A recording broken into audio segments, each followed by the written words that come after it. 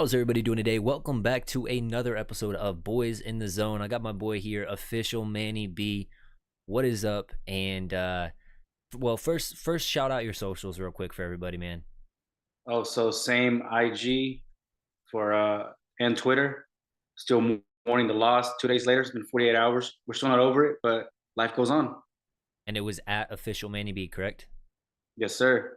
All right, man. Go follow Manny B. He's a friend of the show and a knowledgeable guy. We already got chat popping off with KHY001. Have the Lions jumped the Cowboys in the top 3 NFC team race? Man, it's hard not to be sour about that loss because obviously the Cowboys didn't perform in any facets of the game except for maybe your kicker. Um, but I don't know. Ben Johnson is a really talented offensive coordinator. I just don't think they have enough weapons as far as defensively goes. I mean, I know that they got Hutchinson. I know they got the safety out of Alabama who's been playing well. They've got some pieces there, but I don't know that they're better than the Cowboys on paper. Now, are they playing better than the Cowboys? Probably so right now, you know. They play the Cowboys later on in the season, so we will see. Ultimately, I think that this is one of those things with the Niners, man. It's about getting over that hurdle, and we haven't been able to do that. We've been close a couple different times, and then now we just got curb stomped, absolutely just destroyed this last game. Manny, share some of your thoughts about that and what you saw and kind of your opinions or belief in this team after seeing that loss. Where do I even start? First, I'll address the whole Lions thing. I think David's playing more consistently. That's the word I would use for him. Yeah, yeah. And then I think what's his name, Jameer Gibbs. I think he's injured, and I want to say someone else is also injured on their team. But they do have Aiden Hutchinson. He's been looking really good lately. Yeah. Amon-Ra St. Brown, I believe, is going to There be you go. on the IR, I think, if I'm not mistaken. So a sad loss for them because that's their number one wide receiver. But they do get Jamison Williams back because of the suspension got repealed, I guess. I didn't read up on it too much, but he's a weapon. If he's out there on the field, he's a deep threat. So interesting to see how Ben Johnson kind of uses him. Continue on about the Niners and Cowboys game, though, man. Oh, so I guess it was 1919 and then one draw or no contest, however they call it. But I felt like last season we weren't that much off. 1912, the season before that, 26, 23-17 Yeah, or 16-23. something And like I that. feel Yeah. like they like closed the gap. And then here comes, oh, we're going to trade for Brandon Cooks, Gilly. And then I'm like, oh, we closed the gap on him, and then Mike McCarthy, he's going to be the, Like playing the call. And then all of a sudden, here goes a wider gap. Now, what, 10-42? it's weird because like the only real moves that they made that is like substantial in my opinion was Javon Hargrave coming in at the defensive tackle position for them, which is huge. You can't understate that. But then CMC being in the lineup more and just getting accustomed to what Kyle Shanahan really wants to do, and then another year of Brock Purdy. I think that the notion that Brock Purdy isn't a good quarterback is thrown out the window now. He did a number on our secondary. Now we've got Leighton Vander Esch hurt. We have Diggs already down. Bland has played well. I'm kind of underwhelmed a little bit by Gilmore's performance thus far in the season, minus that very first game. I don't see as sticky of coverage as I kind of hoped for, and maybe that is because he lost a step. He's not a bad player by any means, but he's not as you Not in know his prime. exactly. He's not as good as he once was, and I think that the media sold him as a cornerback one steal, and I think he's a CB2, truthfully. So continue on with your points, though, man.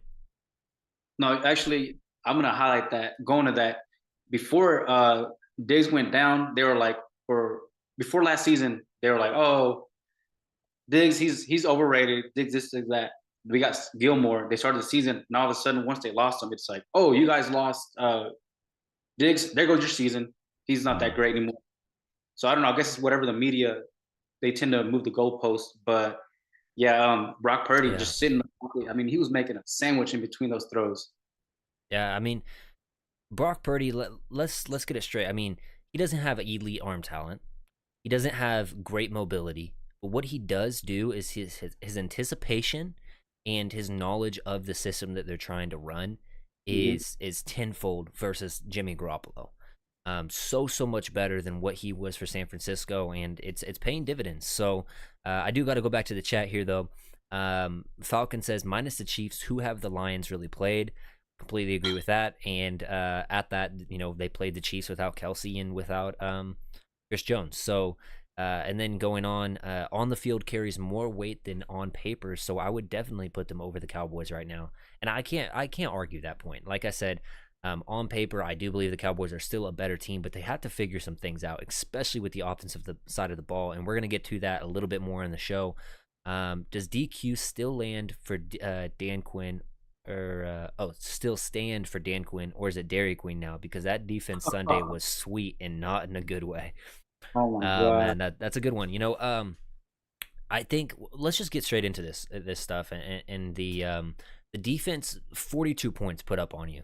And yes, you had the one short field, but then you created a turnover again, and then you had the like midfield interception by Dak as well. So, um, I mean, overall, the defense, I think the real problem, and you saw it with how the 49ers play defense, is they use a lot of three linebacker sets, and versus the Cowboys that use three safeties of a lot in their coverages and schemes and stuff like that. And when you do that, you're not as good on the run, and the safeties typically either are playing up in the zone where they're typically not you tip like I'm trying to articulate this, not typically used to playing. And obviously if they played in the Cowboy system, which they have, they are kind of used to it. But when you get the Marquise Bells, the Wanye Thomases, and then Donovan Wilson just came back from injury, Mhm. um, it makes for kind of that weird hybrid linebacker safety role that they're not as sure what to do. They're not sure how to pass it off. I don't really know, but there was a couple broken coverages in the middle of the field, and that's exactly where the linebackers and the safeties are supposed to roam. And I think it was a big difference. You saw with Dre Greenlaw and Fred Warner that they were flying around because they had that ability to diagnose, because their front four on the 49ers was so good at getting pressure anyways that they didn't have to fill run fits, or they didn't have to go and blitz the quarterback. Did you kind of get that same vibes? Yeah, TP. I mean, TP was just getting to the secondaries was his issues there. He couldn't even get past them by the time they already blocked him. Yeah. Um, I did see some pros. I did see though Terrence Steele and Tyler Smith. They did make some good blocks for TP. So did what's his name, the fullback Lipke. Yeah. I don't know if Tony. I saw one where Tony he absolutely just there was a good block by him. He just avoided that and went somewhere else. And I think Fred Yeah. Warner. And that's the one thing though, is like as a running back, you have to trust what you see. And when your offensive line isn't getting good push in the run game all night, you don't trust it as much. You think that their block is going to get shed by the defensive tackle or whoever's going up against them. So it's one of those things like, yes, we can point our finger and be like, TP, you weren't good enough, but the blocking in general, Yeah. passing and running, was just not good last Sunday. Bot G Eric, got to shout out my guy Boots on the Ground. What's up, man? Thanks for tuning in. He says we got crushed. Completely agree. KHY001 though, he says easy fix, move Parsons back to linebacker and blitz him occasionally, and give Armstrong and Williams more bum. I don't know what that means, but give them more playing time basically.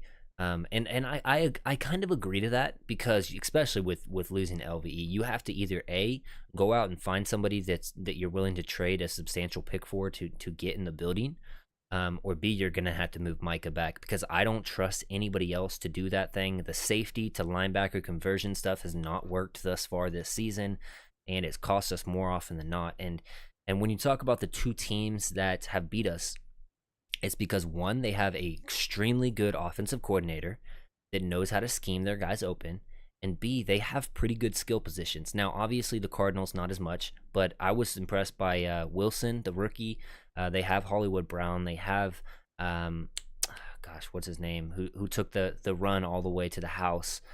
Who's a typical wide receiver for them? So they have good skill positions, and obviously the Jets do kind of too.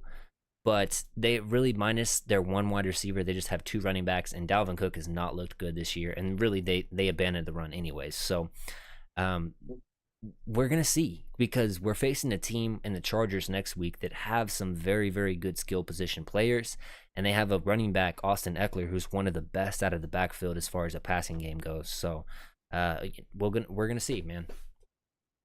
One of my best friends, he's a Chargers fan, and we circled that on the schedule. We're like, we're gonna go see that, and whoever loses, it's a gentleman's bet. It's like, man, you're gonna get the first 2 rounds or whatever. Mm-hmm. But that's bragging rights. Like, I can't let. I'm like, man, at this point, like, I can't let him beat me. So we definitely. And Rondell Moore, thank you, chat, for saying that. Yeah, he had a huge run on us. But anyways, beside the point, I was kind of I put this out on the Twitter sphere. Is like, if the Cowboys drop to 3-3, do you blow this thing up and kind of just cut your losses? Because right now we only have a first, second, third, and like a 7th-round pick, not counting compensatory picks. So is there players that you would kind of let loose, get their contracts off the book, knowing that you're going to have to pay some of these other guys, and try to get some draft capital back so that you can turn it back around next year and go for it? Because really, and I know a lot of fans are calling for Dak to be done, but if that's the case, you can't be done until next season. So if this season isn't going how you're planning, not only can you kind of cut ties from some players you don't want, gain the draft capital back, but you get a guy like Overshown back, a guy like LVE possibly back, a guy like Diggs back. Obviously, you'll probably lose Gilmore, but you got a young stud in Deron Bland, and then you factor in the possibility of adding more talent from that draft capital that you're going to get back. And if you're going to kind of go for a tank season, which I don't think that they will outright tank, but I just think that if you lose good players, it's going to have an effect on your team. So you'll probably have a better draft pick too. Are you kind of feeling like that, or how do you feel about it? On that subject, like, some of my coworkers, some of my friends are like, man, why can't they just cut ties with Dak? I'm like, it's not that simple. Mm-hmm. They owe $60 million this year, and if they eat $60 million, there goes Micah or Ceedee or even both. Yeah. Well, I think both of those guys have the 5th-year option, which is a substantial paycheck, but you can hold them off and do that stuff unless you decline the 5th year and then you franchise tag them, which I don't know why you would do that anyways. But regardless, the chat's saying 3-4 blow it up. I feel like we have to go 5-1 our next 6 games to keep pace with the Eagles. Oh man, don't even get me started on the Eagles. All those fans up here. Go ahead, real quick. Oh, just another one of my buddies, Eagles fan, and he's from Arizona, mm-hmm. and he's like, "Fly Eagles, fly." He just kept telling me that day, like, just throwing in my face, like, "Man, Jalen wouldn't do that. We're 5-0, this and that." I'm like, all right, I heard enough from you. Yeah, it's weird because I don't think that the hardest stretch of the Eagles schedule has hit yet. They still have to play the Niners as well. They have to play us twice, so you can still keep pace with the Eagles. But it's going to be hard. I think that realistically, if the Cowboys are not the 2nd seed, if you don't get that 2nd seed, then you have to face, if you win your 1st-round matchup, you're going to have to face, or no, yeah, so you would be probably, let's say that they continue on with what we thought that they would do. They'd be the 5th seed, right? So then they would have to take on the 4th seed, and then at that point, you would probably have to face the number 1 seed, which I think is going to be the Niners. So that's brutal. If you have to go into the Niners' house again in a playoff atmosphere, which it was playoff-esque atmosphere last game, but man, just knowing the negative connotation of you losing twice in the playoffs before, then the early season, week 5, getting absolutely dominated in all phases of the game, then you have to go back to their house. I just don't see it happening. And I am like the positive guy. I'm always picking the Cowboys. Yeah, the Cowboys are going to do this. If that's the case, I'm picking the 49ers. Oh yeah, for sure. I wouldn't hold that. No, I wouldn't. 100%. But going back to one thing, what are the odds, do you think, of getting Surtain from the Broncos? Because I know that they're supposed to be going through a rebuild. Man, it's weird because so Surtain is 3rd year now. Mm-hmm. So I mean, if I'm the Broncos GM, I'm not getting rid of Surtain because I think that he's a cornerstone piece, a very, very good cover corner in the league. but it depends on how much somebody wants to give up for him. If you're gonna flip a first round pick and you're not so sure that you have the team to even build and keep him around, is it worth that, or is it worth getting the quarterback, knowing that you have an extra first round that you can go and trade up in the draft if it comes to that point where you feel like we don't have the first round pick, or we don't have the first selection, but we're sitting here at number 6 or something. You can take in Dallas's first pick and package those together and move up for a Caleb Williams. Right. That's a possibility. So I would like Surtain on the team. I think he's a very, very good player. Scouting him out of college, I liked him a lot. You know, he has an NFL bloodline with his dad also playing in the league. He's been very good. Obviously, he's got beat on a couple times this year, especially in that Dolphins game. But overall, man, the dude can play, and he would fit right in with the with what the Cowboys want to do, and especially with what Dan Quinn wants to do. Well, going to that, you think Dan Quinn, if the season goes like it starts getting, Sours. yeah, 3-4, 3-5, or 4-4, and it's like not getting any better, you think DQ will even be here next year? I don't know where he'd go. I mean, because he's been a, hot commodity the Right. past what was it, 2 seasons now that he's been here. And if we're at that point where we're 3-5, or 3-6 and stuff like that, and it feels really sour and we're not really getting the improvement that we want, I don't think that he's going to get fired, because we have 2 very, very good seasons of Dan Quinn coaching, and we have the one outlier bad year of coaching, who I think is on the hot seat. Really, I think that you can't move on from Dak, and Right. chat is saying that right now. You can't move on from Dak for 2 years, this year and the next year. Excuse me. But who I think is on the hot seat would be Mike McCarthy. I mean, you talk about a team that you have kind of you used Kellen Moore as the scapegoat. You said it was him that wasn't able to score the points necessary for us to beat them the last 2 times in the playoffs.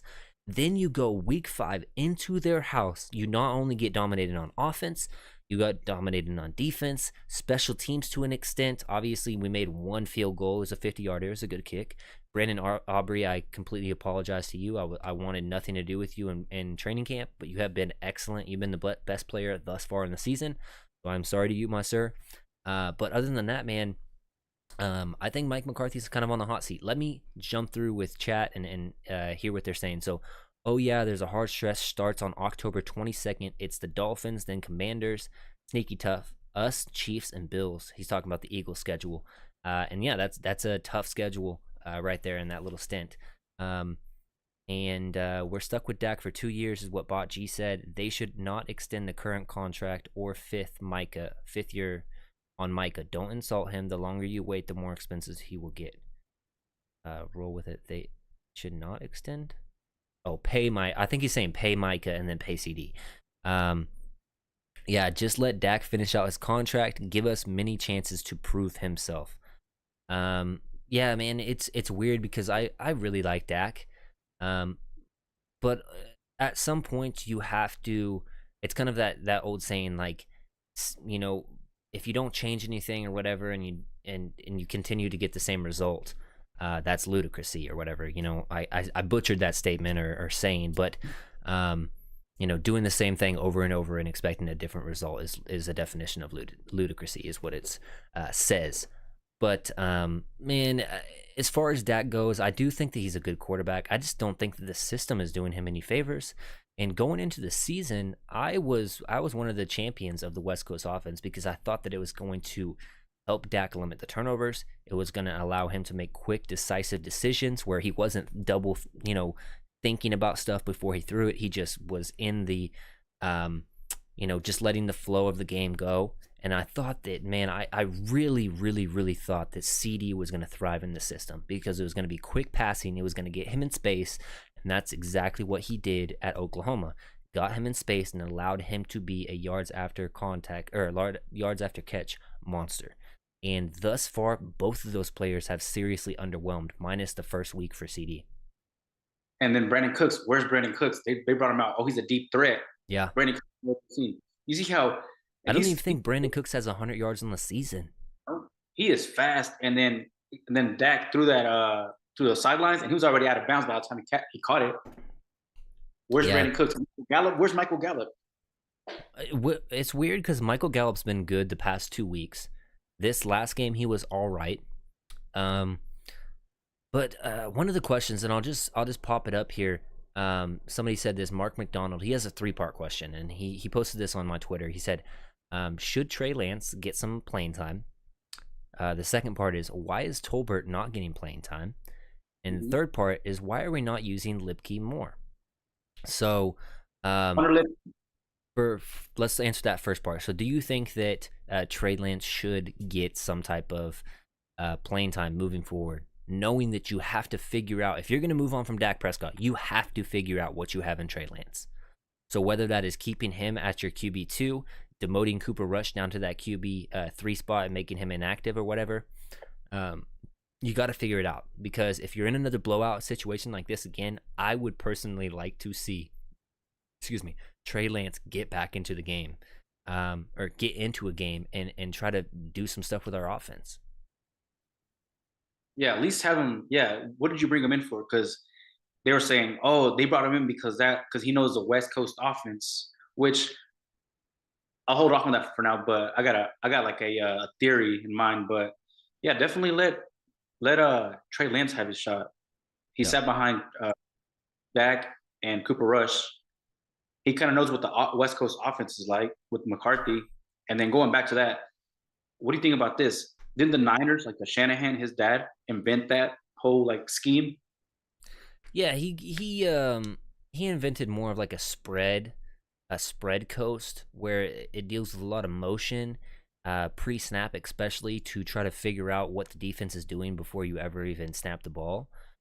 So when you send somebody in motion, typically you can see if somebody is carrying him across the field in the motion, or if he's passing him off. You can kind of see if it's a zone coverage or a man coverage based off of that stuff. Now, some defenses, especially now, especially if they're like the Cowboys with Diggs, especially and Gilmore, they wouldn't really care about showing their hand because they think that they have two capable guys. But at the end of the day, it's a good thing to utilize the motion. And where the West Coast kind of differs from that system and stuff like that is it's, well, at least Mike McCarthy's old school style of the West Coast doesn't use as much play action. Typically is quick hitting routes to open up the deeper routes later on in the game, and then they use a lot of just typical under center stuff with 3-step, 5-step drops, and as soon as you get to that first hitch, you let it fly. So what I was thinking is, I mean, kind of like we can't beat them at their own game. Is pretty much what I'm thinking. What I'm trying to say is they kind of are good with the West Coast offense. So we went in there with like a first season, like trying it 5 weeks in, and we're not going to beat them at their own game. Mm-hmm. Let's get to the second part question real quick. Why is Tolbert not getting playing time? That's a good question. He's been showing some problems and stuff, especially week 2 versus the Jets.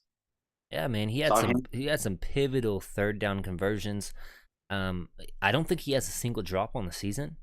I would put, if you're not seeing what you need from Cooks or from Gallup, or if CD is frustrated and looking like he's kind of pissed off on the sidelines, throw Tolbert in there more. Give this kid a Yeah. chance because he deserves to be in there. He's done what he needs to do in the offseason, getting in there with Schottenheimer, getting in there with Dak on the Dak yard, figuring things out, and he's making a difference now in the Cowboys system, regardless of it not really being suited for his ability and play style. So give him a chance. I'm gonna shout out somebody in the chat, Jace, my buddy. What up, man? And then I wanted to read some of these real quick. Not sure if you watched the tape on the one pass Dak had to Cooks when he let him out to the sideline. Cooks had the corner and the safety beat, and Dak threw it to the sideline because he couldn't throw it on time. And yeah, I mean, I think that that's one of those things you have to be honest about when you're evaluating Dak. He doesn't have the strongest arm, and he doesn't have an elite arm talent.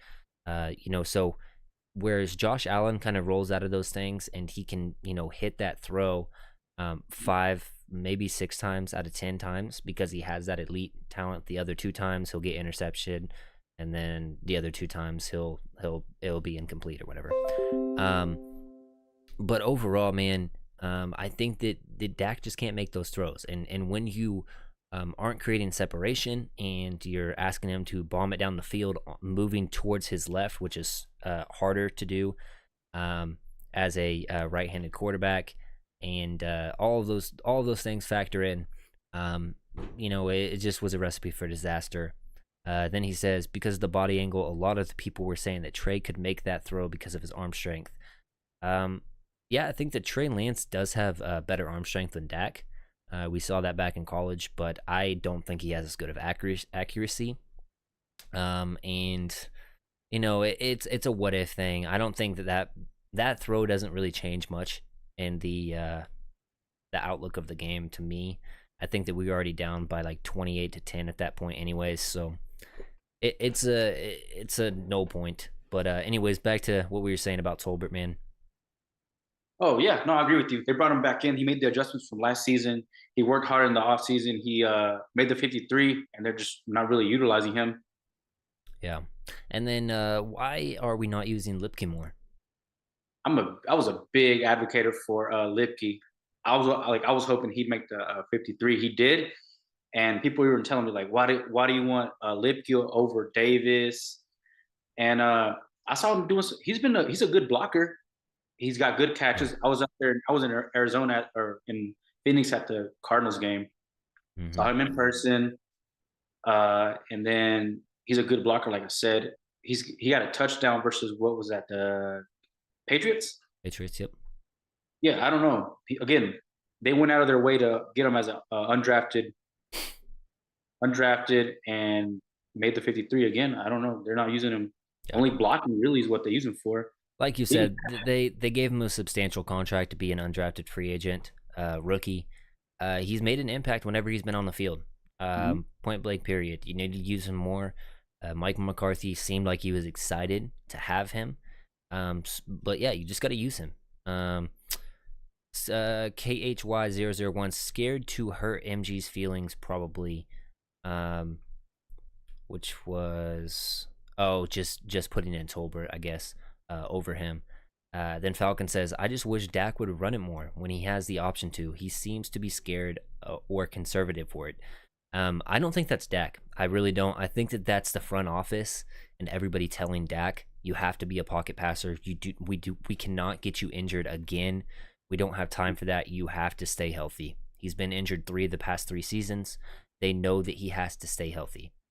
And with that being said, it's completely crazy to me that they would. It's asinine to me, truthfully, that you would think that you can keep out 3 Pro Bowl level offensive linemen against the Cardinals and still keep Dak Prescott in when you know he is the most important piece on your team. You won games with Cooper Rush last year, but regardless of the situation, like we took a loss with Dak, we would have took a loss without Dak. But keeping him in, and thank God he stayed healthy, but Yep. keeping him in was just a ludicrousy to me. And everybody told me you can't be scared, you can't be scared, and I said, would you put Tony Romo in that situation? Like, knowing his injury history, Dak is getting to that point where he has that injury history. I mean, it's Yep. tough to say because he looks like he's indestructible. He looks like a freaking tank. But the reality of the matter is he's gotten injured 3 of the past 3 seasons. So, Didn't he have his thumb? Something, one finger he had like bandage on it. yeah. They zoomed in on. I was like, oh no, don't even start. Don't even. Well, he had that throwing elbow thing at the beginning of 2021. Then he had the calf thing at on the Patriots, and then he had to deal with that the rest of the season. He has actually missed the Vikings game. He snapped his leg the year before, and then he had the broken finger in 2022. So he's been injured. It's not a new thing with Dak. He's been injured. You have to keep him protected, and I'm just thankful. I mean, if there's any silver lining to that game last week against the Niners, that we walked out of there pretty healthy on the offensive line. You still have those guys intact. Obviously, Biotish was a little bit banged up, but he came back in the game and he grinded it out. So I'm just excited to see if this offense can finally get something going. because you're playing a defense in the Chargers that is bad, point blank. If they're not getting to the quarterback, if Khalil Mack and Joey Bosa aren't getting to the quarterback, they are a bad defense. Yeah. Well, what's that saying that what's the name had? I hate to even bring up his name, Stephen A. Smith, but how he referenced the offense on the Giants, he's like, it's Saquon and a bag of chips. Yeah. But Yeah. going back to was it? Oh, the running. You think they're playing? They don't want to put in Lipke, play him because they have to like show face for TP because they franchise tagged him. They're trying to like how they did with Zeke, like No. justify, hey, we put this much money. I think that they're holding out hope that TP will be the same guy that he was the years prior. And reality of the matter is he's still a good player. Like, he's still a very good player, but he doesn't have that same home run juice that he had when he wasn't the lead back. And that's the truth. We haven't seen that thus far, and maybe it was because he broke his leg. Maybe it's because he has more of the load to carry. But at the end of the day, we need more from Tony Pollard, and that starts with those guys up front giving him the time and the holes to hit it, and then get to that second level, because that's where he's special. If you can give him that initial hole and allow him to hit the hole good, then that's what we need to do. But I mean, really, the run blocking has not been good for anybody. The only reason why anybody even gets a sprung loose is because it's some kind of misdirection run, whether it be Turpin, whether it be Rico Dowdle, or it's some type of a really, really good forced miss in the backfield, which leads to a nice carry, or it's like a 3-yard run. And you can't get by with averaging 3 yards on the running game in the running game. Speaking of Turpin, he went to IR. Did he go? I'm pretty sure he's out with the high ankle sprain. Well, I saw that, but I didn't know if he for sure went. And chat, if you can confirm that would be helpful. I'm going to read these chats off real quick. I just wish Dak. Oh, yeah, I already read that. Luke only had 1 target, though. KHY, I feel like he hasn't had an opportunity to show anything, which was referring to the comment earlier. Let's talk about Schoonmaker. How bad of a pick he was. Jesus Christ. I saw that coming a mile away. And sorry, I had to use the Lord's name in vain. I was just reading a comment. Yeah, Schoonmaker, man. And I was on like the Can Fan draft extravaganza show, and I do a lot of scouting in my free time, and I'm going to be dropping a lot of that stuff soon, so stay tuned if you're interested in that. But Schoonmaker was a player that I had like a 4th round grade on. So for them to draft him in the 2nd round was crazy to me. I thought that he was a blocking tight end, and he didn't show enough as a pass catching threat in college. And I know that Michigan is a run heavy team, but overall I just didn't see it with him. And I know that he got good athletic testing scores and stuff like that, and everybody's so high on the RAS stuff and yada yada yada. But at the end of the day, man, if you don't do it at college, if you're not productive at college, I have little faith that you're going to magically turn it around and be a complete 180 in the league. That's just how I see it. The film is the very most important thing when you scout somebody, and he didn't pop off on film to me. Yeah, I wasn't really familiar with it. I had followed Dalton Kincaid because that was a big tight end. Like, oh, they're gonna Dalton Kincaid. So whenever I was watching the draft, like, oh, Schoonmaker, I had to go back and kind of like, all right, let me see what this guy's about. I saw him at training camp, and he's a big guy. Yeah. And for him to be athletic and that size, I mean, he does some good blocking, and he did show promises preseason. But yeah, he hasn't really showed up. It's been Fergie. Yeah, I think that I looked at this earlier today. I looked at the snap counts between Ferguson and between Luke Schoonmaker. Schoonmaker has like 134 snaps compared to Luke Schoonmaker, who has 232. He has 3 drops, that being Ferguson, and Schoonmaker has 2 drops. Schoonmaker has 1 catch for 1 yard for 1 touchdown in 5 games on that snap account. That is bad. That is just bad for a 2nd round rookie. That is bad. You should make way more of an impact. I don't care that you're a rookie. I don't care that they asked you to be primarily a blocking running back. George Swaim, um, those guys back in the day are like third tight ends, had more than that in a 2-game period than he does in a 5-game period. So, or Jeff Swaim, sorry, not George. Um, like those guys, the James Hannas of the world that used to be on our team, like the tight end threes used to have more of an impact than Luke Schoonmaker has been. And for the record, none of our tight ends have been good. Ferguson has been all right, but he's had his drop issues as well. And he had that one really good game last week against the Patriots. But beside that, none of them have been good, in my opinion. And if you know anything about Dak Prescott, you know that he has to have a tight end as his safety blanket, one that sits in the zone. And it's weird because I don't think that Dalton Schultz is really that good of a player, but we are kind of missing him. Do you kind of feel the same?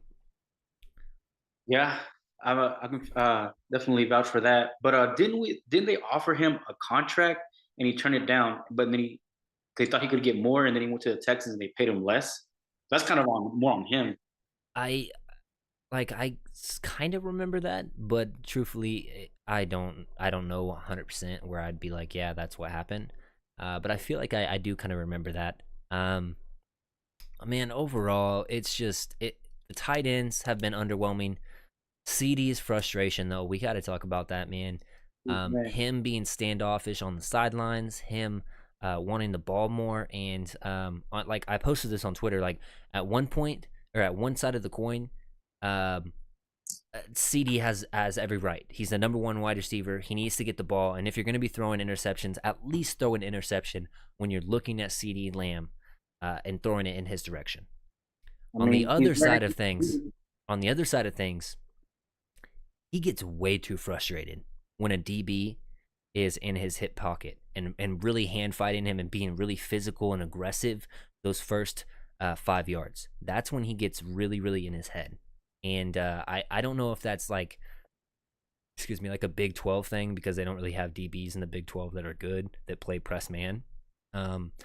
But overall, man, I think that he just needs to learn to keep himself composed. And if he has a problem, go to your leader, Dak, because Dak is going to be like, listen, I understand what you're saying. Let's sit down and watch this film on my little tablet, and let's figure out if you are open like you're saying. And explain to him, listen, if I'm coming up the seam right here and I see this safety, or if I see this linebacker creeping in here, I'm going to bust it out to the corner and you're going to hit me. Because the safety can't cover this side of the field if I'm coming over here with a single high safety.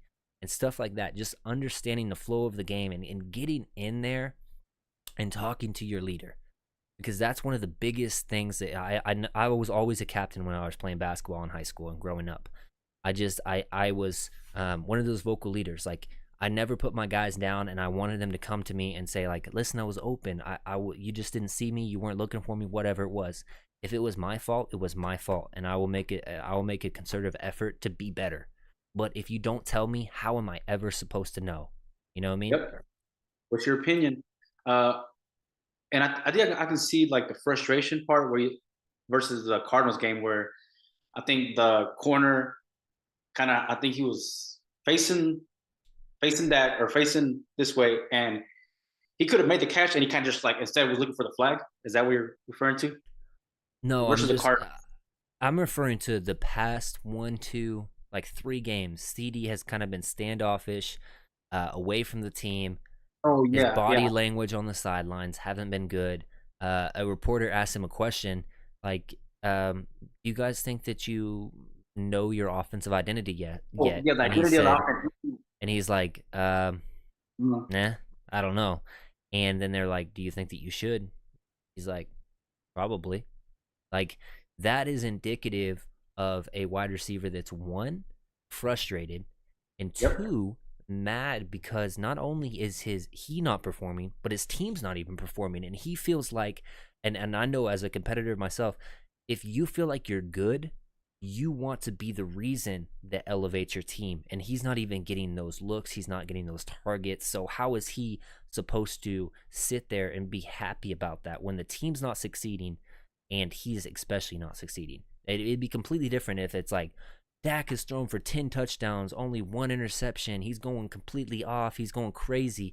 Then Ceedee would be like, man, my time's going to come.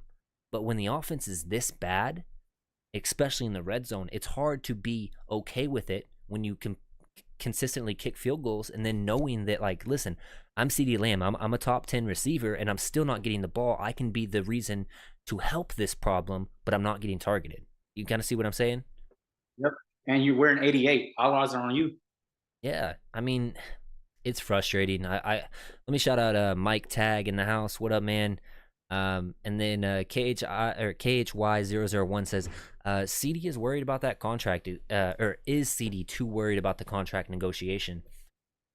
For me, like that's definitely probably a part of it. I mean, I don't think that you would, anybody that is in his position on a rookie contract in the cusp of getting paid would say that that's not a part of it. I think he wants to have the best season he's ever had, and right now he's not. I mean, statistically, he's probably having his worst, and I don't know about the stats and all that stuff yet.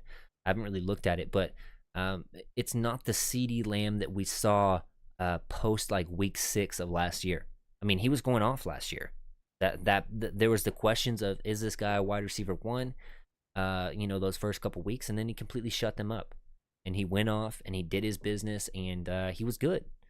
And I think that he's a little bit frustrated with the offense and the lack of creativity, because one thing that you knew about Kellen Moore is he was going to be creative. It might not have always worked. It might have been some type of tunnel screen that lost 5 yards. It might have been an end around that lost 7 yards, but at the end of the day, it was creative, and it was probably fun as a offensive player to know, like, man, if this play works, I'm gonna get a free 45 yards right here. And there's none of that right now. Well, they interviewed him during the offseason, and they asked him, like, are you worried about the contract? He said, no, I mean, my agent and the front office will handle that. Mm-hmm. And Justin Jefferson, he's heading to IR, hope he gets better, but he turned down a contract. So I think maybe Ceedee was trying to, set the what do you call it? Like, yeah, set the bar. Like, all right, I'm gonna get 25. For example, I'm gonna get 25 million a year, and he was gonna set the market for wide receiver one. Yeah. And then him not getting that, and then maybe he's like, oh well, I'm not gonna make a Pro Bowl like this. I'm not gonna get a contract like this, like a high paying contract. They're gonna say, no, you didn't produce, so then we're gonna give you, bare minimum. Yeah, and I made a post on my Twitter account that said that Ceedee Lamb hasn't increased his yards per game by at least 10 yards in every single season he's played. So the first season he was averaging 60, then it went up to 70, now it's went up to 80. He's not going to hit 90 this season if it continues to go like this. I mean, he has every right to be mad right now. And I think especially with how the tight ends have looked, Dak has to start using his wide receivers more. I mean, that's a fact of the matter. They've got to figure out a way to get the stop using the running backs in pass pro, and try to figure out how to combat the pass rushers with a route that's late to start, and they sit back there, but then they go out and it's late, and the linebacker is already filled way over here, so he's not looking for that route. Easy little dump off pass, he can get you 6-7 yards. Because it's just late to the party as a route. They don't use enough of that stuff, and just the lack of the middle field targets and depth targets is what's really frustrating me. They should definitely open up, or Mike McCarthy should definitely open up his playbook. I was reading on Twitter. Apparently, he's now at the stadium like 20 hours. He hasn't gone home, like, just to, like, I guess, see his family, whatever, do what he's got to do. But he's been at 20 hours at the stadium. And he's got to kind of open it up, especially with the Chargers, because they're going in, and supposedly, like you said, that was a scapegoat. He fired Kellen Moore for a reason. Now they're going to go up there and play Kellen Moore. And then he's going to, like, just for Kellen Moore to be like, oh, I'll see, I was right. F you, Jerry Jones. Well, this ties into a question that I got from Pops. He said, with the Chargers having plenty of time with their bye week happening this week, and it being Monday Night Football additional time, Kellen wants to prove that they prove a point. Sorry, they averaged 27.5 points per game, which is more concerning: the offense and them not scoring enough, or the defense that we've seen versus a high-powered offense. What would you say? Repeat the last part again. Which is more concerning, the Cowboys' offense not scoring enough against the Chargers, or our defense against the Chargers offense, knowing that they're high flying 27.5 points per game? Who do you think? I think us having a better defense would kind of offset that. So it might not be a high scoring game, Hmm. but then I know Kellen Moore like to light up scoreboard. So For me, I think that you're going to have to score more than 20 for sure. yeah, you have to Um, hold him. to get Eckler back, Justin Herbert's a little bit banged up. I think that he had like some type of something on his hand, busted up a finger or something like that. But I think that he's still going to play. Um, and he's been really good. I mean, I know for a fact he's been really good this season because I have him on my fantasy team for one of my leagues. And yeah, he's throwing it all over the yard. So they don't have Mike Williams anymore. He was lost to the season, so they really got Keenan Allen, who's been really good. Quentin Johnston, Josh Palmer, and then Austin Eckler. Um, and then I'm forgetting their tight end's name, number 5, I believe. But regardless, they have weapons, man. And Justin Herbert's a player that he has that arm talent where he can make something out of nothing. And so you're gonna have to know what to do. And with the LVE injury, man, I think they're gonna have to slide Micah Parsons back there at the linebacker role. And if that's the case, how much are you really going to fluster him? That being Herbert in the pocket without Micah rushing. You know what I mean? I feel like they might since they're getting Eckler back, they might run it more because of Herbert's injury. Mm-hmm. They don't want to have that lingering around later on if you agitate it, throwing it. So Yeah. and yeah, Micah, I saw Micah stop CMC. So I don't know. We got to see. I guess wait and see what they do, and then maybe Dan Quinn will drop or uh, have him like a regular linebacker role Mm-hmm. off the edges, maybe off the center. I don't know. I guess he's probably gonna want to see what they do. It's difficult because like you're familiar with Kellen Moore. You know what he likes to do. But at the same time, they have a lot of weapons over there, and luckily Mike Williams is out because he's a guy that's very very physical, and I don't know that either of your corners can match up with him. But then you got Keenan Allen, who's very very good at Mhm. creating separation just because of his routes, and especially at the top of his route, can create enough separation where if your safeties aren't on their P's and Q's, they're gonna get burnt. And then you got Josh Palmer, super good deep threat, and Herbert's got all the arm talent. So, man, it's a weird matchup. I do think though, like I'm less concerned. So to answer my question or the question proposed by Pops, and thanks for the question again, Pops, if you're tuning in. I'm more concerned about the defense against this Kellen Moore attack because that's their strength on that team. They're going to win games through their offense. Their defense, the thing is, we're pretty healthy up front. Khalil Mack come off of a 6-sack game, which was crazy. But if you limit their pass rushers, I really really do think that you can beat them defensively or offensively against their defense. And whether that's the game that's the get right game for the Cowboys offense and they can finally score inside of the red zone, time will tell. But at the end of the day, you got to get Ceedee Lamb involved.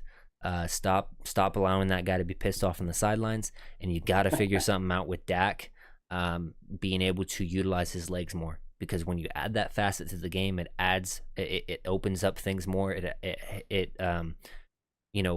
takes a linebacker and makes him have to hold true to his position, sitting there in the middle and being that QB spy on third downs, especially without a back out of the backfield.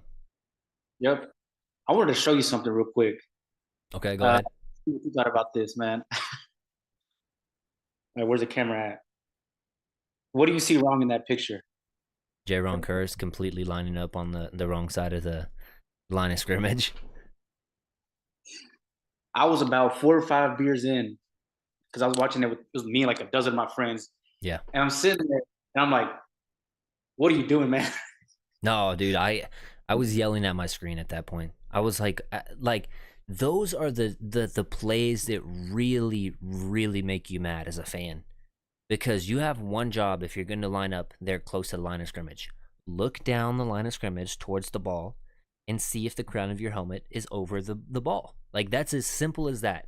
And for you to line up like that and try to get a jam on George Kittle, which you're not going to get a jam on George Kittle anyways. I don't care how big you are, Jaron Kearse, you're not going to do that regardless. It is asinine to me. Let me read some of these comments real quick. Watch the Kurt Warner breakdown. Some of the double slant concept Mike runs, it's just bad. Doing it on the short side of the field, depending on the hash they're on, plus receives breaking at the same depth. Plus receivers, I think is what he's trying to say. Breaking at the same depth. The linebacker can cover both receivers because they are on the same level. It was really crazy to see. Yeah, I completely agree with that stuff. And I actually did see that Kurt Warner breakdown as well. Same. I've been saying this through training camp. It seemed like they were utilizing the deep ball to Brandon Cooks. They were using crossing routes. They were using sluggos, rub routes.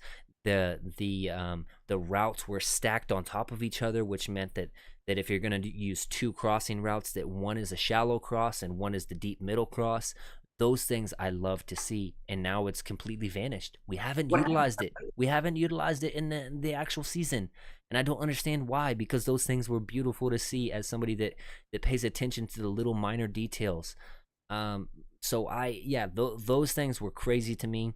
Also brought up in the chat, crazy Micah has his breakout game as a pass rusher in 2021 against the Chargers after D-Law's injury. Now he's going to have a breakout linebacker game against them in 2023. I mean, I would love that. Truthfully, I really do think that Micah has, because of his speed, and especially when he's not taking all those hits on the D-line, if he is going to be playing linebacker, he's going to be that much more fast later on in the game because he's not getting chipped and stuff like that. So that's actually kind of exciting for me to see Micah back at linebacker, not because he's not good as a pass rusher. He's very, very good. And despite his deficiency, I mean, Micah Parsons doesn't have long arms. And that's a no-no if you're looking at pass rushers, because that allows the offensive tackles or whoever to be up on your chest. And if they get a hold of you, then you're done. But Micah Parsons is so quick and he sets up his moves so fast that that's basically a non-point for him. But what I do have to say, though, about Micah is he diagnoses good, he's fast, and he understands what the D-line wants to do because he plays up there now. So taking him back and allowing him to drop into the linebacker position allows him to stay cleaner, fresher during the game, and allows him to make plays. And you can still use him as a situational pass rusher. I personally like that, like moving him back. Do you kind of feel the same? I mean, that's his strength. That's what he was doing at Penn State, right? Yeah. Mainly Yeah. linebacker, just middle linebacker. Or outside, was it outside linebacker? Middle. But I mean, either way. I mean, outside typically rushes the passer a little bit more, but Micah didn't really rush the passer that much at Penn State. So now in high school he did. But once he got to Penn State, and he was a running back in high school as well, but once he got to Penn State, he transitioned into a linebacker role and more of an off-ball linebacker role. Well, if they plan to use Eckler, we might be able to keep Eckler in check with having Micah there. Yeah. But well, it's fun, kind of funny, because this is like the game where you're like your safety hybrid look kind of thing that Dan Quinn does can work, because Eckler's not a bruising back. He's more of that pass catching receiver type back out of the backfield, and Christian McCaffrey is too, but he's equally as good out of the backfield as he is at catching passes. So regardless of that point, but Eckler, if you have an Overshown or you have a Jaron Kearse or a Donovan Wilson, somebody that's good enough in coverage that they can keep up with him, that's where you create a mismatch instead of putting a cornerback on him and dictating your coverage that way. How's their O-line, the Chargers O-line? So I think that Rashawn Slater is injured again. I think that overall, I think that they have Corey Linsley there, maybe. I really haven't looked into the Chargers that much yet. I'm still kind of sad about the Niners game and kind of pondering my thoughts and stuff, and I've been busy with work. But The Chargers O line isn't bad. It's not a strength of their team by any means. I think you can get after them for sure.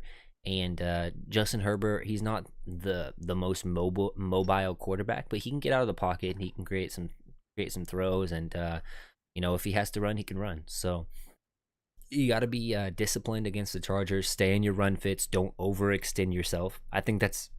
Excuse me.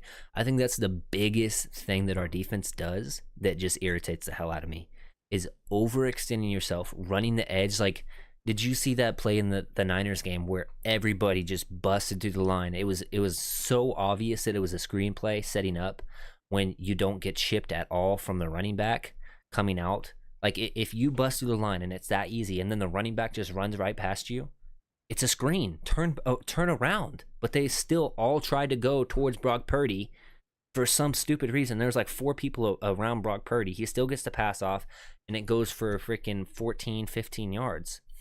McCaffrey or to use check? Huh? McCaffrey or to use check? I don't know who it was, but either way, it was somebody in line. It might have been from to Kittle or use check. So it's somebody in line or out of the backfield. That's all I know. So, and from a physical team like the Niners, they're not ever going to not initiate contact unless it is a designed play. So you have to be aware of that and realize that and drop back as soon as somebody doesn't put a hand on you that fast. Regardless of the point. KHY001 says he can literally be our Fred Warner, talking about Micah if he gets dropped back into the linebacker role, which I would like, I think that linebacker, man, it needs to be addressed. And I put this question on my Twitter, man. I said, if you had to make one move and you could only make one move at the trade deadline, what would it be for? And most of the people came back with linebacker. There was one DB that replied. I think there was like 5 linebackers, 1 DB, 1 slash linebacker, and then one person that said Patrick Surtain or something like that. So I don't think they're gonna address I think they've acknowledged like, hey, we just paid Diggs, he'll be back next year. We have Deron Bland as a rookie. Gilly's probably, unless they want him to as a mentor, they'll maybe franchise tag him or try to see if they can get him on a vet discount and they're one more year, which I don't know. I think they're gonna just roll with Deron Bland, Jordan Lewis, Diggs. Yeah. I don't think they're gonna really try to reach out to get any trades done. But I think for the linebacker for sure, because I think last week they got one from the Chargers. His name was like Mike Jones. Yes, I mean he's like a journeyman kind of a guy. So he's not really a starter or anything like that. Kind of more of a depth piece, but regardless if he's a true linebacker, I want him on the team versus the safety linebacker hybrids that we have right now. I just don't really like that, man. I don't know what it is. I think it might just me coming to like the realization that the 49ers defense is the way that they run is so much better and so much more like disciplined, because like the Cowboys, like if the Cowboys are getting turnovers, their defense is better than the 49ers. But when the 49ers are just straight up playing defense, they're better. Not because they have better players, not because they somehow try harder, which I do think that they try harder. Just putting that out there, but it's more about just their scheme and what they're asked to do. They ask their corners to be very physical in the first 5 yards, get into the receivers' heads. They trust their front 4 to get to the quarterback. They let their linebackers diagnose what's happening and make runs, and they trust them in coverage as well. And then their safeties can roam free. You can use a Hufanga to blitz the quarterback every once in a while and get up there in the box. And then on the back end, you got their other safety that could be free range and get those interceptions like he did. So just overall, man, the 49ers, it's hard to pick like, oh, do I think their defense is better? Do I think their offense is better, man? Seeing that game made me come to the realization that they're probably going to win the Super Bowl. Like if it's not, and the Chiefs haven't looked very good, but the Chiefs are always in it. The Bills have looked pretty good, but the offense, I think they're probably getting that offensive. Like, dude, I think that the Dolphins would get destroyed by the Niners. I just do. I just don't think that their defense is good enough. And I think that knowing that familiarity, I didn't say that right, but being familiar with Mike McDaniels from Kyle Shanahan, because he came from the 49ers, Sure. That's how he did. they would know how to stop that. And yes, they have super like an abundance of speed on that team, but man, it's I just think that the Niners are that good. And I guess like for me, I thought that the Cowboys made those moves to get into their league, and it was evident that I was completely wrong.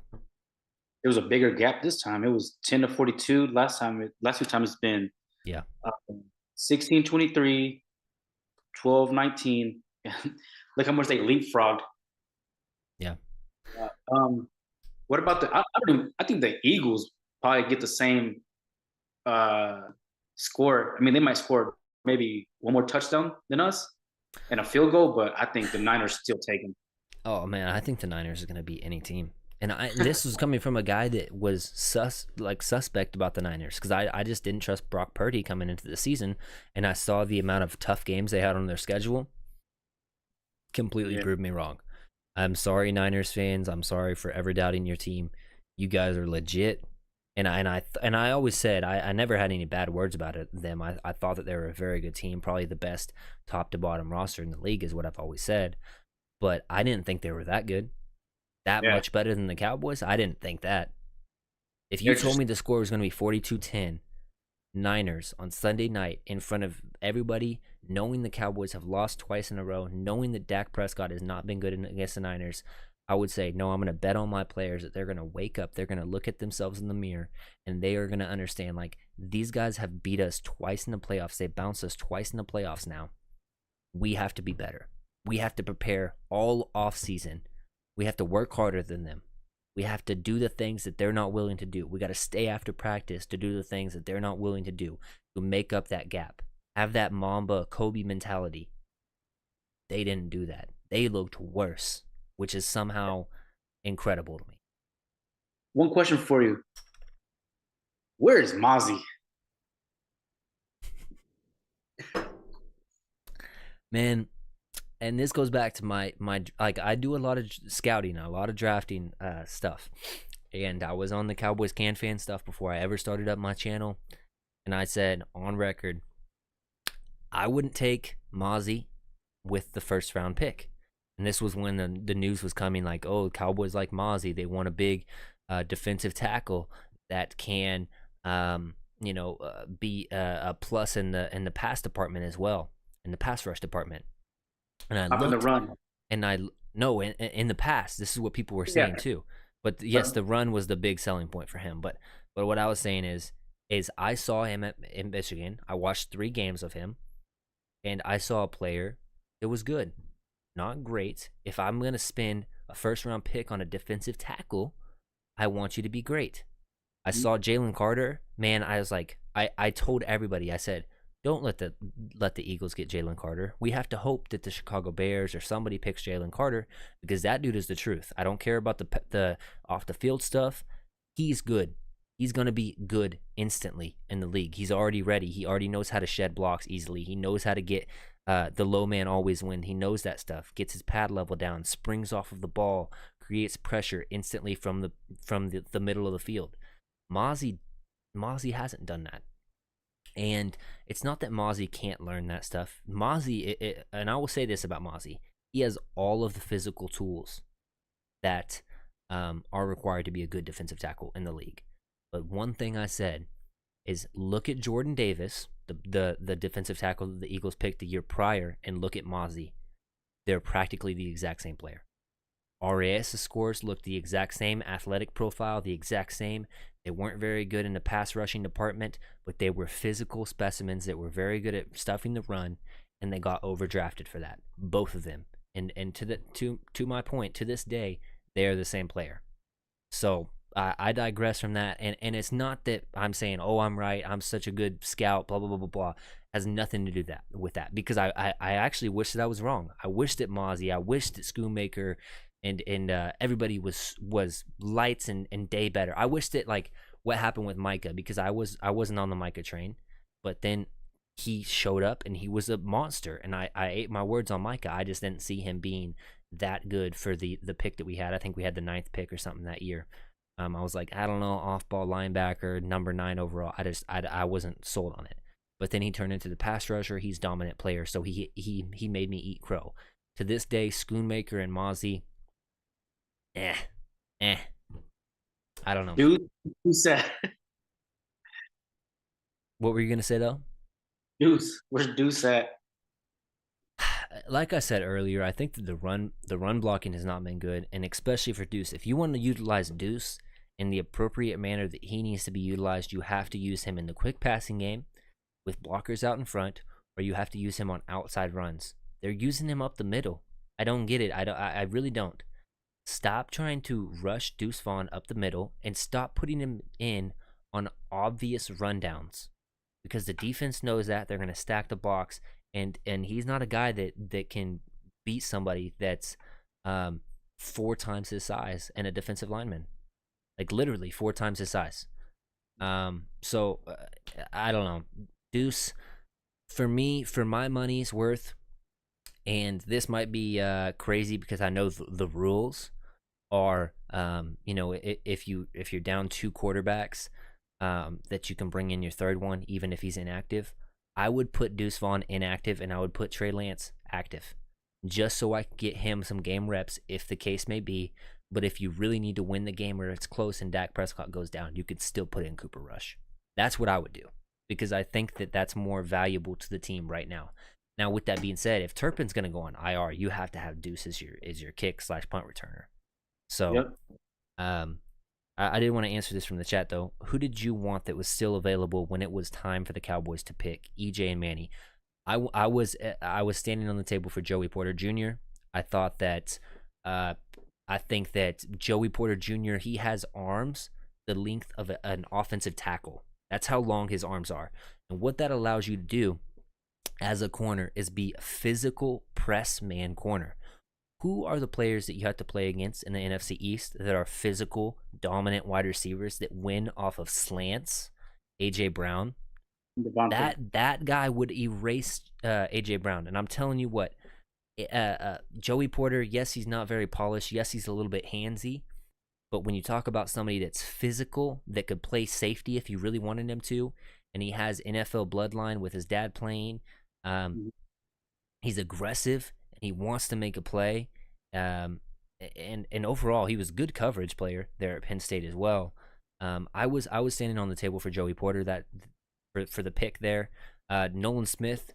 I liked Nolan Smith. I just felt like there was a little bit too much pass rushers on the Cowboys to really, really like that pick. Drew Sanders, who went way later than what I thought, from Arkansas, who's a pass rusher / linebacker hybrid as well, kind of like Micah Parsons. I really liked him. I thought we could have utilized him as a potential linebacker for the future, but he can also be a situational pass rusher. I saw Matthew Bergeron. I saw Osiris Torrance. I would have rather had than Mozzie. What about Michael Mayer? Mayer was he was all right for me. I really would have liked Kincaid a lot more. I really liked Luke Musgrave, but I understood that he had those injuries at Oregon State, and the medicals had to check out for him. So I did like Musgrave. One of those players I really, really liked was Sam Laporta, and he's going crazy in the league right now for the Lions. So I was right about him. He's another Iowa product for the tight ends that have came into the league and been phenomenal. So that's Noah Fant, George Kittle, T.J. Hawkinson, him. There's probably more that I'm missing that are doing really good in the NFL right now. So, but yeah, any of those players really, I would have probably took over Mozzie, and I'm saying that right now, but I really do hope that Mozzie gets better and continues to grow as a player, because he does have the tools.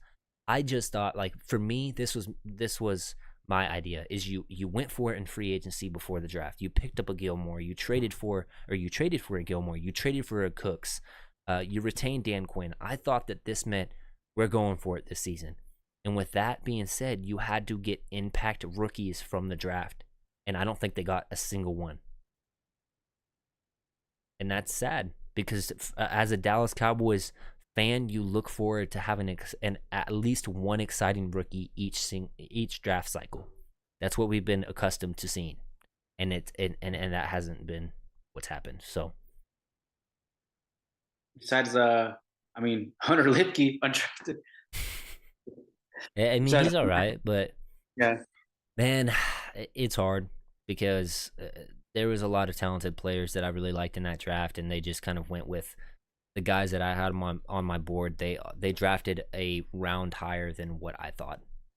what happened to But Drew Sanders? I never like after Arkansas.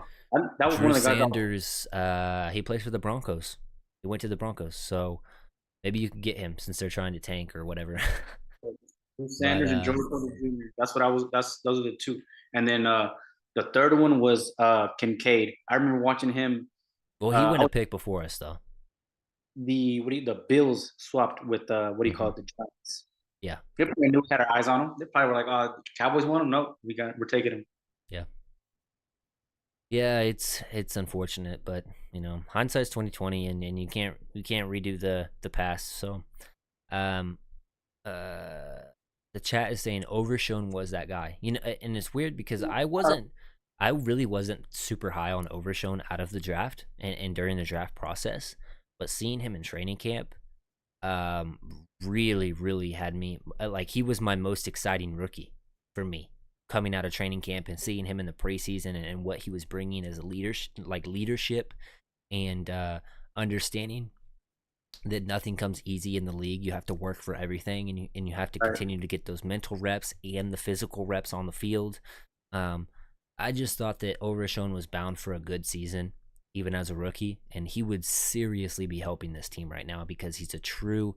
I mean, I say true linebacker, but at least he played linebacker. Yes, he played safety in the past, but he was more so a true linebacker that could cover, and he was physical, and I think we're missing that right now. And I know that people want to make it seem like Marquise Bell and Wanye Thomas are really good, and they are for what they are. They're good. Like they're not linebackers, but they're playing linebacker roles, and they've been good, but they haven't been what we need as a true linebacker, as a true difference maker, at that second unit on the back end of the front seven. They haven't been that. So, and that goes to Damone Clark, man. I had him as a breakout player. He hasn't really even looked that great. And it's sad to say, but, you know, you have anything else to say, man? No, I mean, you pretty much the players that you mentioned, three of those, yeah, had my eyes on. They were doing like the mock drafts, and I was like, oh, I started looking them up, Yeah. started scouting. Um, then I forgot about Demo. He's from East Texas, like me. Yeah. Our school would play each other, ARP high school. But yeah,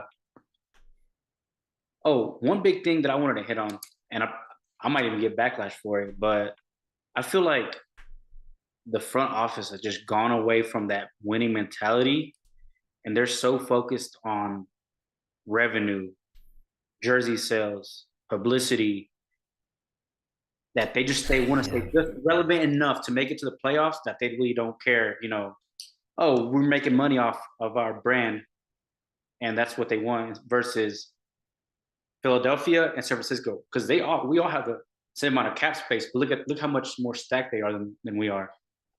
You know, I've said this for a long time. I think that Jerry is underrated as a GM. I really do. But with that being said, there's nothing like knowing that your back is against the wall as a man. You can get fired at any point. You might have to face your demons. If you're the owner and GM, you don't have to worry about that. When you're just a GM, you have to make sure that you're always putting out a team that can compete. Right. And from that standpoint, I think that's where Jerry has really missed the bar and really missed the point is he doesn't have somebody that's back up against the wall.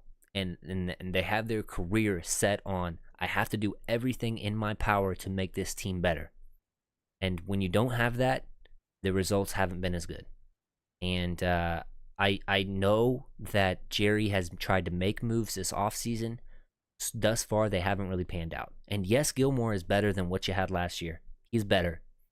But we were thinking we were going to get at least a lockdown corner and or a ball hawking corner. He has one interception, and I don't know his PFF score or any of that stuff. I don't really go into detail with that stuff, but just visually off the eye test, he's getting killed when it comes on against those really shifty route running specialist wide receivers.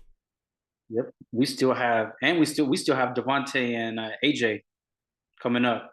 We got Mm. Tyreek coming up. Waddle.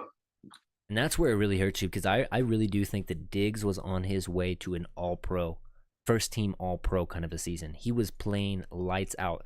Not only was he getting interceptions, not only was he creating turnovers for other players, not only was he answering the questions about his physicality, not only was he being a leader, a more vocal leader on the sidelines, but he was doing all of that stuff after he got paid. So it wasn't, oh, I got to do these things to get paid. He done got paid, and he was still coming up like that.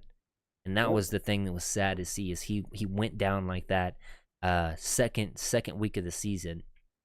And man, it's weird because you don't think of Diggs as a leader in the locker room necessarily because he's kind of a shy, kind of a quiet guy.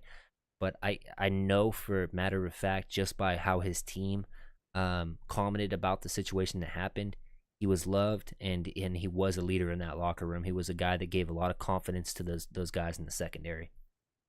I feel like it messed with them mentally. Yeah. Mentally, like it's.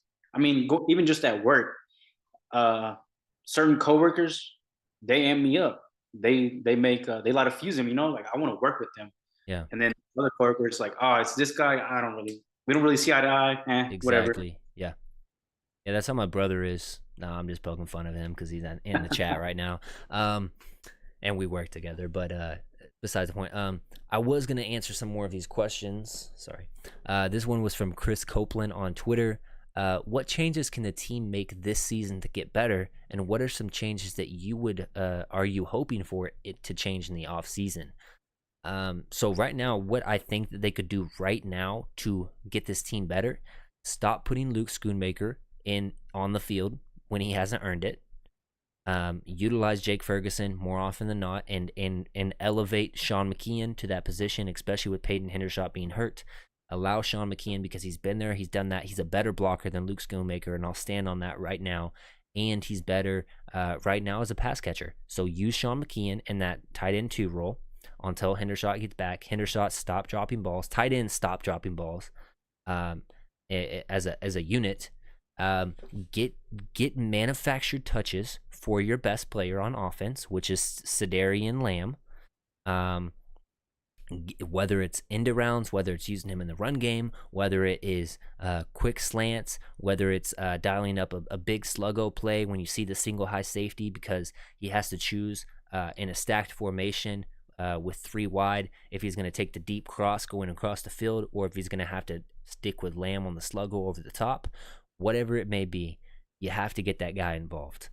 And then thirdly, for the offense, just the offensive side, thirdly, what they have to do in order to get better is simply allow Dak to play free. Stop trying to take away the middle of the field for him. Stop trying to tell him he can't throw interceptions, because the version last year of the Cowboys, I know one thing. Yes, we might have come up short, but we were a hell of a lot closer to beating the 49ers at their house than we were this week.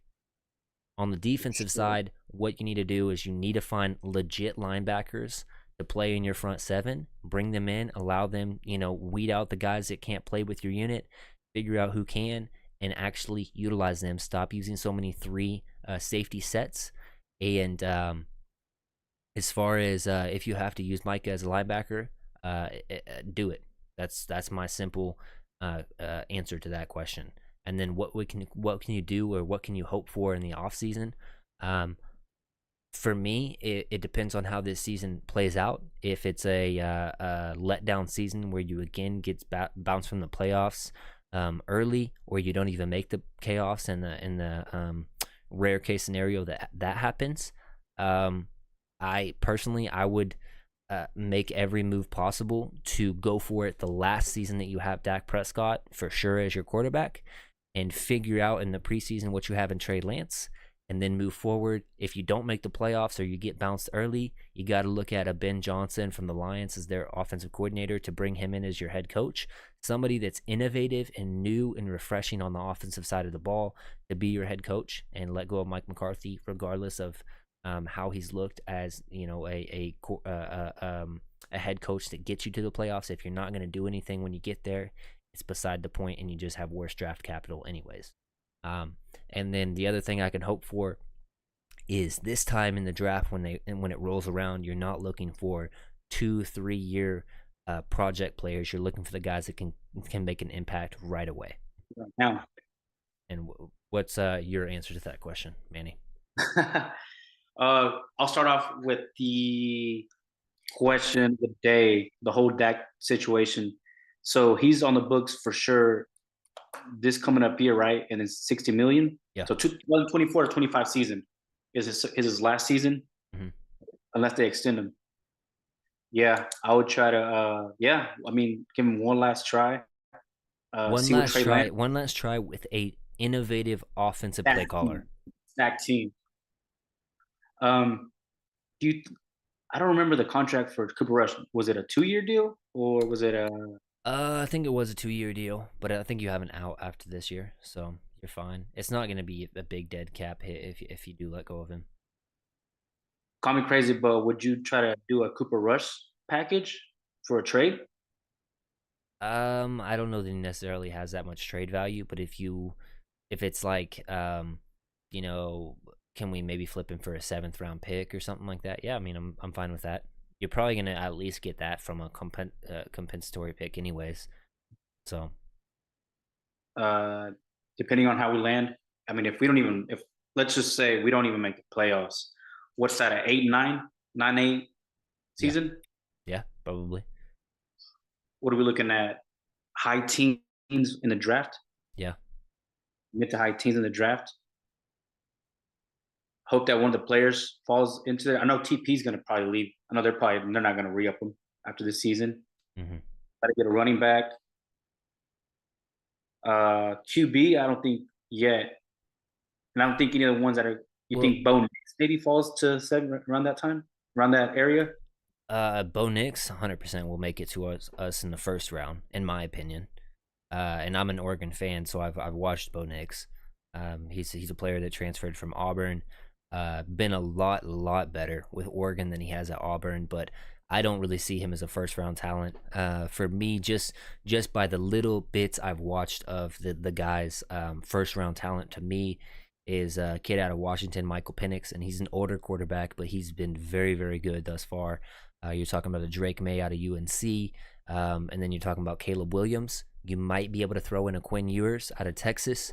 But those are your premier guys, and then you got the next guys, the Spencer Rattlers. Trying to think of the other guys that are on there. A kid out of Notre Dame, forgot his name right now. Sam Hartman.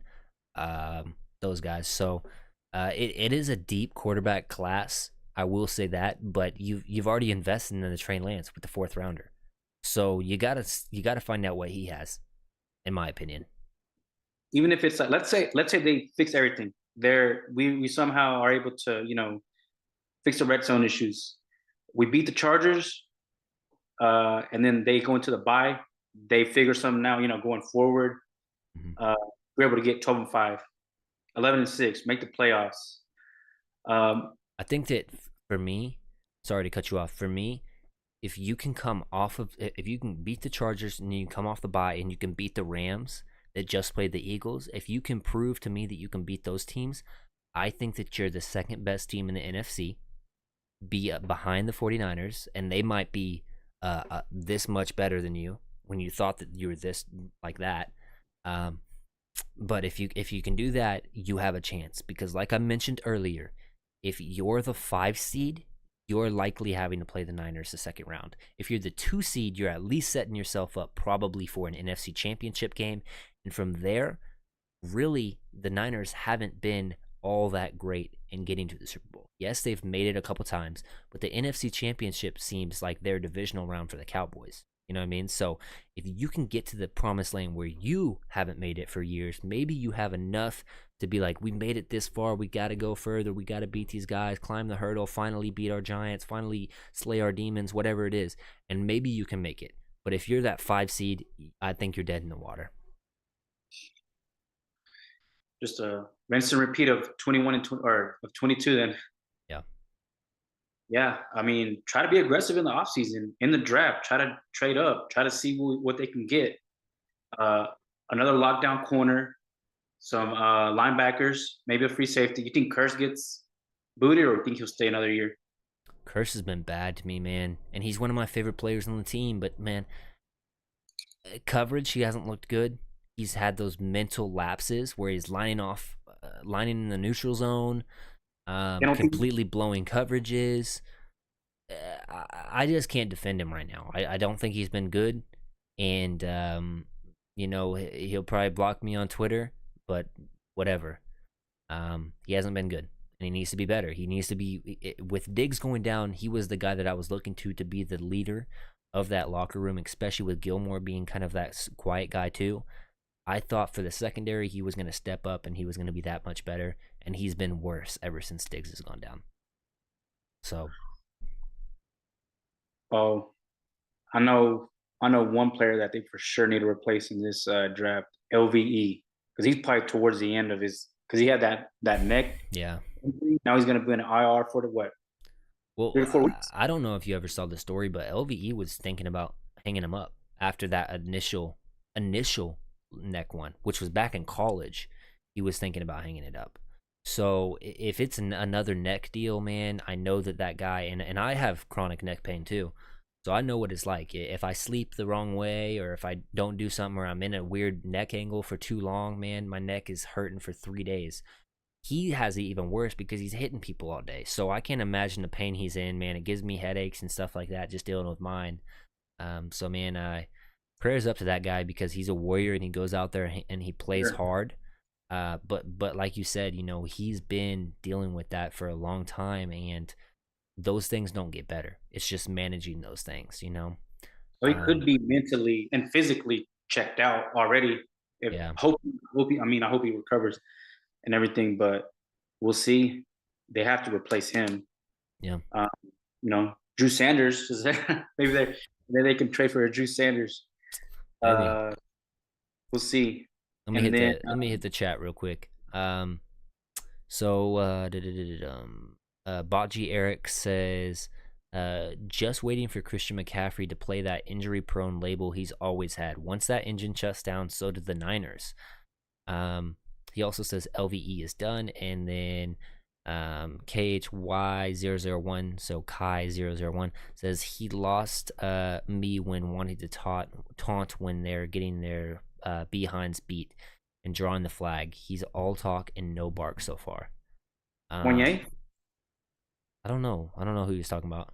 Drop who you're talking about in the chat for us. The third. But yeah, the Christian McCaffrey thing, and this is true to an extent from boots on the ground, is the Eagles and the Niners have been extremely healthy thus far in the season. Yeah. So, and what I know about the NFL, it's a physical game. You don't come out of any season heading into the playoffs without somebody missing from your team that you wish that you had.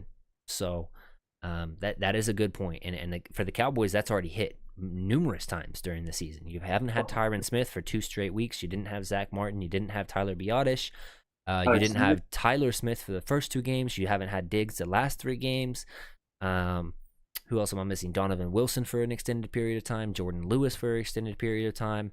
So there is Overshown is out for the season. So there is a big discrepancy between how healthy the Cowboys have been and how healthy the other teams in the big 3 teams have been in the NFC.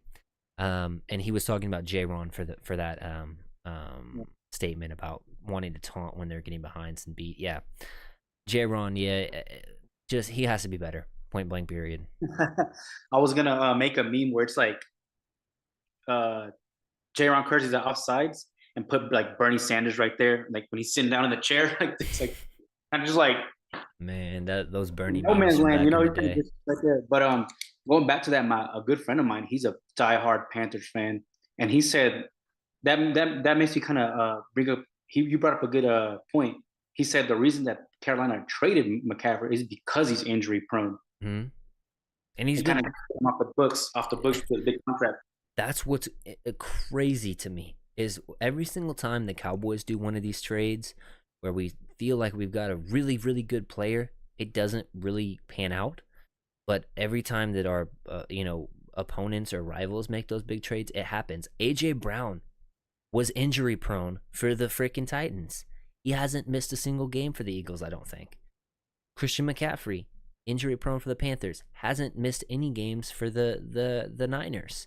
It's crazy to me that those things always work out for those other teams, and maybe it's the Jimmy Johnson curse. I don't really pay mind to that stuff, but put that dude into the freaking Ring of Honor if it's a thing or if it's not a thing. At least we'll know for sure. Like, come on now. At this point, Des Bryant makes it before Jimmy Johnson. Yeah, yeah. Well, do you have anything else? Oh, I guess I do have one more Twitter question. So it's why is our defense this year so up and down? No consistency, and what's going on with our offense with not scoring? And that's from Sweet Candy 757 on Twitter. I'll answer this real quick. I think that the consistency with our defense is just happens to be getting out schemed when we're getting turnovers and when we're better than the opposing team. We're flying to the ball. We're making plays that count. We're getting teams. We're forcing teams 3 and out. When we play a team that has better weapons or a better offensive coordinator than we have defensively on our team with the scheme and who we're playing, we get outplayed. Point blank, like that's as simple as I can put it. Because the Cardinals offensive coordinator did some very very creative things where he went trips right and then he did a delayed handoff outside zone run scheme to the other side of the field, which put everybody else on this field towards the trips side, and then he put Rondale Moore in the backfield and he took it 53 yards, stuff like that. That's just creative stuff. Realizing that you're in man coverage and dictating what play you see from that coverage and just beating him. And then you talk about the Niners, which we already knew. Kyle Shanahan is one of the very best offensive minds in the league. You already knew that you were going to have a difficult time with handling those skill position players and just him and his creativity. But the little glimmer of hope that we were holding on to was they only scored 19 points last year in the playoff game. That was good. Like for the defense to hold them under 19, that was good. So man, it's one of those things. It's all dependent upon the matchup, and then what's going on with the offense? Why can they not score? Beats me. We have the players. I think that one thing for sure is when we get into the red zone, it's way way way too predictable versus run and pass. And then on top of that, just the drops. So once you get down there, you got to capitalize on it. If that's throwing 3 straight balls to Ceedee Lamb, at least he won't be pissed off on the sideline. Maybe you walk away with 3 points still, but at least he's not pissed off. Yep. One last thing I got. The Dak hate. I've never been like a big fan of him, but man, they move the goalposts so much, and I think that comes from them wanting every quarterback after Troy to be either him or Roger. And like, Mm. if they don't win a Super Bowl, that's it. Like, if they don't win a Super Bowl, they're a wash. They're done, and it's just these big expectations. Because yeah, it's a big shoes to fill. So Chat's poking fun at you here, Manny. They said Manny for sure has 31 friends, one for every team outside of the Cowboys. That was good. That was good. EJ, hey, that's called being a front runner. That's what the Cowboys are and have been for a long time. Yeah. I mean, I don't disagree with that. I think that, for me, man, it just comes down to. I mean, I don't. For me, being a competitor, like I sit and I would lose a game. I remember back in middle school, I was even like this. Elementary school to a point. I would sit in a game where we're losing 30-0 or whatever, losing by 30 points, like the Cowboys just did. and I would think, how can I be better? Not pointing fingers at anybody else, but how can I be better? What did Right. I do that dictated the outcome of this game, and how can I be better? And when everybody on your team has that, humility and understanding that I have to be better as an individual, it comes together as a unit, and you all play better. I don't think that the Cowboys have that, and I know that they have chemistry, and I know that they have fun in the locker room, and they're on these highs and lows, and yada yada yada. But at the end of the day, they've showed up to the same opponent's house twice now, and then one time you got beat at your own house, which is even worse. Yeah. But if you've showed up, and I'm gonna nail this point again, and I've said this the past couple of days, but when you face a very tough time in your life, the first time you do it's hard, and you're frustrated, and you're fearful, and you're scared. The second time you do it, it's a little bit easier, and maybe you still fail and you come up short. The third time, though, you better have some answers, and you didn't this time. You didn't. You looked worse than you have the times before. You thought that you might have done some things differently. You thought that you were prepared. You thought that all the time that you put in, or maybe you didn't put in to prepare for this opponent, was good enough, but it wasn't. So now you have to take back, you have to lick your wounds and come back to the locker room and come back to the drawing boards and figure out, how can I overcome this? Because right now the task is looking like David versus Goliath, insurmountable. And so unless the hand of God is upon you, I don't know that you're going to beat the Niners. Not anytime soon, at least. Yeah. So that's what I got to say, man. Manny, do you have anything else before we wrap it That's up? it. You got, hey, that's it for me today. Hey, Cowboys, I, this is my most like emotional show to date, probably because I was so ready for them to climb the mountain and conquer their fears and conquer this bully that is the San Francisco 49ers, but you didn't. So I got some choice words for you guys, and with that being said, though, let's go lay it on Kellen Moore and the LA Oh, for Chargers. sure. Let's go beat those guys to a pulp. And then don't wait for ESPN to be like, okay, the Cowboys, that game, it's styles make fights. They can't beat the Niners. Don't let that get to your head and make it swell up and become an airhead again. You're not as good as you think. Point blank. You're not. So you have to come in humble and don't have an ego. Don't be a boastful and prideful. Come in humble to every single game. I have to prove myself over and over and over and over until you get to hoist the Lombardi at the end of the season. There you go. Then you'll get rejoiced, and the fans will call you an all-time team, an elite defense, and a doomsday 3.0 or whatever you want to be called defense. I'm calling you guys out because you got 42 on your head. Offense, you just have to be mediocre. That's really what it is, because you've driven 20-20. You got to be better in the red zone. You got to figure out how to get Ceedee Lamb the ball. You got to figure out how to utilize Brandon Cooks. You got to figure out how to use the red zone monster that is Michael Gallup, that we just don't utilize in the red zone, apparently, because his body control is better than most people in the league, and he's a physical receiver. Why do you not just throw it up to him like you used to Dez? But I digress. You got to figure those things out. So at the end of the day, like Chad is saying, every single week the goal is 1 and over.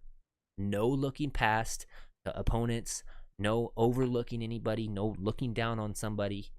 Go in there like you're the underdog. Every single game is out for you to kill, to slay. Every single media person that doubted you, every single person that said you couldn't do anything, this is on you. And that's all I have to say, man. I really wish that I could look at all these guys face to face. They probably wouldn't care what I had to say, but I would tell them, I've been a fan for as long as I can remember, since I was 4 years old, sitting with my dad, miserable, watching freaking Drew Bledsoe take the field, and all these other guys, Carter and whoever it was, watch them play and being miserable. But my dad said, "You got to watch this." I said, "Okay." And then Romo came in, and it started kind of getting a little bit fun. And now we've started to build stuff, and we're kind of consistently a playoff team now.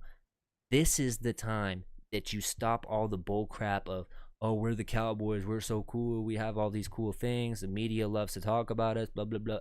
Doesn't matter. Your legacy, your history as an individual player and on this team will be forever etched in history if you go out there and you win the Super Bowl when everybody else doubted you. So go and do it.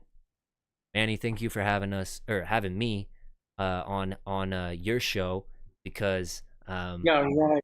because you're over here coming in with more notes than I had today, pointing out stuff. So I do appreciate you coming prepared, man. I've been busy with work, but let everybody know where they can find you on social media real quick, man. So official Manny B, Instagram and Twitter. Also, one more thing. If y'all see me in 31 other podcasts, mind your business. I'm just trying to pay my rent. There you go, man. I kid with Manny though because he came in and he showed me all these notes that he had in the Zoom meeting before this.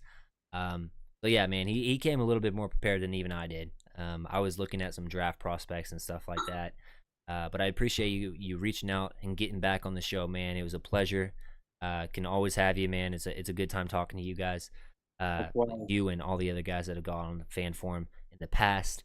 And with that being said, guys, if you are still in the chat and you've still been hanging around and rocking with us, please make sure that you are subscribed to the channel. Trying to get to that 500 subscriber mark so that I can get monetized, get some ad revenue and stuff like that. And then hopefully through that, I will start doing more giveaways and giveaway tickets and giveaway hats and stuff like that more. And I probably have another giveaway coming up here soon. But yeah, just leave a like on the video, leave a comment, and stuff like that. They're poking fun at you here, Manny. They're Manny with the Red Bull. He was ready. And with that being said, I'm about to go to the gym. I'm about to change and go to the gym right now. There you go, man. My pep talk for the Cowboys has amped up Manny so much that he's ready to go to the gym now.